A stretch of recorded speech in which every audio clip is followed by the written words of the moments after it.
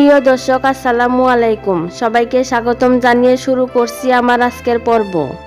আজকে আমি আপনাদের সাথে দুটো ডিম ও অল্প কিছু সবজি দিয়ে ঝটপট একটি নাস্তা রেসিপি শেয়ার করব। ঘরে থাকা সামান্য উপকরণ ও কম সময়ে এই নাস্তাগুলো বানিয়ে নেওয়া যায়, আর খেতেও অসম্ভব মজার হয়। আশা করি আমার এই রেসিপিটি আপনাদের অনেক বেশি ভালো লাগবে।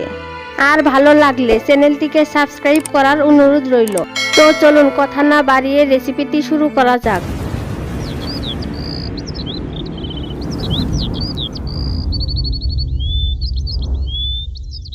নাস্তাগুলো বানানোর জন্য প্রথমে একটি মিক্সিং বোলে মিডিয়াম সাইজের দুটি গ্রেট করা আলু দিয়ে দিচ্ছি বড় সাইজের একটি গ্রেট করা গাজর, বড় সাইজের একটি পেঁয়াজ কুচি, 4-5টি কাঁচা মরিচ কুচি,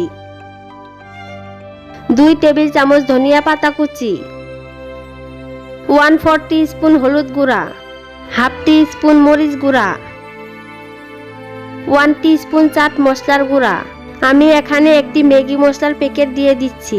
আপনারা চাইলে নুডলসের প্যাকেটে যে মশলা থাকে সেটিও দিতে পারেন। দিয়ে দিচ্ছি 1/4 চা চামচ গরম মশলার গুঁড়া ও স্বাদ মতো লবণ।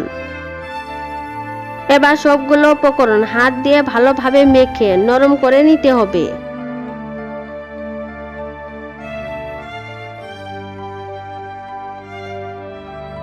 সবগুলো উপকরণ আমি ভালোভাবে মেখে নিয়েছি। এ পর্যায়ে দিয়ে দিচ্ছি 2টি ডিম।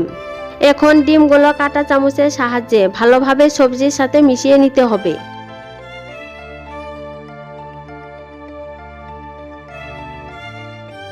এখন নাস্তাগুলো ভাজার জন্য একদম রেডি। নাস্তাগুলো ভাজার জন্য চুলায় একটি প্যান বসিয়ে 2 টেবিল চামচ সয়াবিন তেল দিয়ে দিচ্ছি। তেলগুলো চুলার মিডিয়াম আঁচে গরম করে নিয়েছি।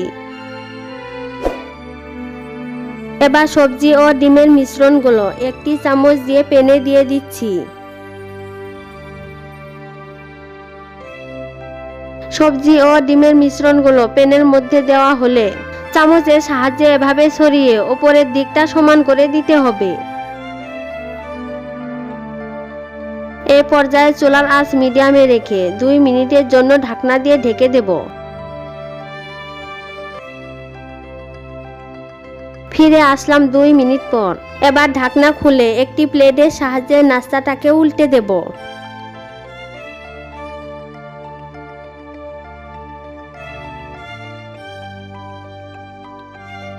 আবারও 2 টেবিল চামচ সয়াবিন তেল দিয়ে দিচ্ছি। নাস্তাটার অপর পাশ ভাজার জন্য আবারও 2 মিনিটের জন্য ঢাকনা দিয়ে ঢেকে দিচ্ছি। 2 মিনিট পর ঢাকনা খুলে নাস্তাটাকে একটি বোর্ডের ওপর নামিয়ে নিচ্ছি। এখন নাস্তাটাকে ঠান্ডা হওয়ার জন্য কিছুক্ষণ সময় রেখে দেব। আর এই ফাঁকে আমি একটি ব্যাটার রেডি করে নেব। তার জন্য একটি বাটিতে 1/2 কাপ পরিমাণ আটা দিয়ে দিচ্ছি 1/4 টিস্পুন কালো গোলমরিচ গুঁড়া, 1/2 টিস্পুন চিলি ফ্লেক্স, 1/4 টিস্পুন মরিচ গুঁড়া, স্বাদ মতো লবণ ও 1 টেবিল চামচ ধনিয়া পাতা কুচি। এখন একটি চামচের সাহায্যে শুকনো উপকরণগুলো ভালোভাবে মিশিয়ে নিতে হবে। এ পর্যায়ে অল্প অল্প নরমাল পানি অ্যাড করে মিডিয়াম পুরুত্বের ব্যাটার রেডি করে নিতে হবে। ব্যাটারটি বেশি পাতলা বা বেশি ঘন হবে না, মিডিয়াম পুরুত্ব রেখে ব্যাটারটি রেডি করে নিতে হবে।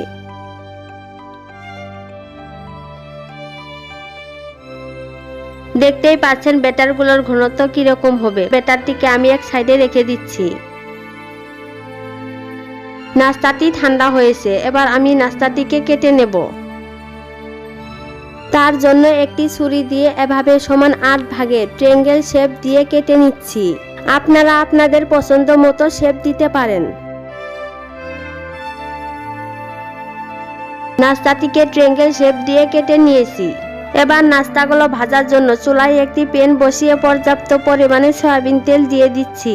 চুলার আঁচ মিডিয়ামে রেখে তেলগুলো গরম করে নিতে হবে। এবার এখান থেকে একটি নাস্তা নিয়ে নিচ্ছি। আর এই পর্যায়ে নাস্তাগুলো এমনিতেও খেতে অনেক ভালো লাগবে। এবার নাস্তাটিকে আগে থেকে রেডি করা ব্যাটারে ভালোভাবে ডিপ করে গরম তেলে দিয়ে দিচ্ছি। একইভাবে সব নাস্তাগুলো ব্যাটারে ডিপ করে গরম তেলে দিয়ে দিতে হবে। নাস্তাগুলো ভাজার সময় চুলার আঁচ অবশ্যই মিডিয়ামে রেখে নাস্তাগুলোকে ভেজে নিতে হবে। এখন নাস্তাগুলোকে আমি উল্টে দিচ্ছি। এভাবে উল্টে পাল্টে নাস্তাগুলোকে গোল্ডেন কালার না আসা পর্যন্ত ভেজে নিতে হবে। নাস্তাগুলো ভাজা হতে থাকুক, আর ততক্ষণে প্লিজ আমার চ্যানেলটিকে সাবস্ক্রাইব করে পাশে থাকা বেল আইকনটি অন করে রাখবেন, যাতে আমার পরবর্তী ভিডিও নোটিফিকেশন সবার আগে পেয়ে যান। আর যারা অলরেডি সাবস্ক্রাইব করেছেন তাদেরকে অসংখ্য ধন্যবাদ। আর আমার এই রেসিপিটি আপনাদের ফ্রেন্ড এবং ফ্যামিলির সাথে বেশি বেশি শেয়ার করে অন্যদের দেখার সুযোগ করে দিন। আপনাদের একটি লাইক, শেয়ার ও সাবস্ক্রাইব আমাদের আরেকটি রেসিপি বানাতে উৎসাহিত করে। নাস্তাগুলো আমার ভাজা হয়েছে। এখন নাস্তাগুলোকে তেল ঝরিয়ে সার্ভিং ডিশে তুলে নিচ্ছি এবং আপনাদের গরম গরম সার্ভ করে দেখাচ্ছি। অল্প উপকরণ ও কম সময়ে এই নাস্তাটি বানিয়ে নেওয়া যায়, তাই আপনারা বাচ্চাদের টিফিনেও এই নাস্তাটি বানিয়ে দিতে পারেন। আপনারা চাইলে সস দিয়েও এই নাস্তাটি পরিবেশন করতে পারেন। দেখতেই পাচ্ছেন নাস্তাগুলো দেখতে কতটা লোভনীয় হয়েছে। একটি নাস্তা আমি আপনাদের ভেঙে দেখাচ্ছি। নাস্তাগুলোর ওপরে ক্রিস্পি আর ভেতরটা নরম হওয়াতে নাস্তাগুলো খেতে অসম্ভব মজার হয়। একবার হলেও বাসায় ট্রাই করে দেখবেন, আর কেমন লেগেছে অবশ্যই কমেন্ট করে জানাতে ভুলবেন না।